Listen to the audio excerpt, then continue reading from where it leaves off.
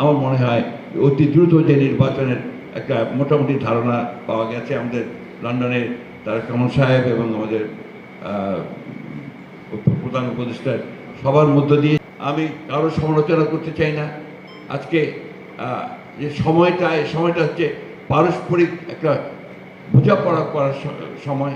একটু বুঝে নিয়ে, পরস্পরকে বুঝে আমরা যদি খুব দ্রুত এগিয়ে যাওয়ার চেষ্টা করি, তাহলে ফলটা লাভ করবে জনগণ, তার একটা প্রতিনিধিত্ব থাকবে, তার একটা সরকার তৈরি হবে। এটাতে যে সব শোনা হয়ে যাবে, সব কিছু আপনার সমস্যাগুলো মিটে যাবে তা না, কিন্তু একটা রাস্তা তৈরি হবে, যে রাস্তার মধ্যে দিয়ে আমরা আমাদের কথাগুলো, জনগণের কথাগুলো সেই সরকারের কাছে পৌঁছাতে পারবে। সেই জায়গাটাতে আমরা যেতে চাই। এবং আমার বিশ্বাস যে এত সমস্যার পরেও আমরা দেখলাম যে 12টা মৌলিক বিষয়ে আপনার একটা ঐকমত্যে এসছে, বাকিগুলো ঐকমত্যে যাওয়ার চেষ্টা হচ্ছে। প্রতিদিন বৈঠক হচ্ছে কয়েক ঘন্টা ধরে।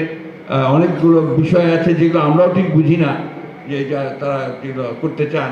তো এইগুলোকে বাদ দিয়ে যে মৌলিক বিষয়গুলো আছে সেই বিষয়গুলো সমাধান করে আমার মনে হয় অতি দ্রুত যে নির্বাচনের একটা মোটামুটি ধারণা পাওয়া গেছে আমাদের লন্ডনের তারেক রহমান সাহেব এবং আমাদের প্রধান উপদেষ্টার সবার মধ্য দিয়ে যে ফেব্রুয়ারি মাসের প্রথম দিকে নির্বাচনটা, প্রথম দিকে না, সেকেন্ড উইকে মধ্য সময় আপনার নির্বাচনটা হবে।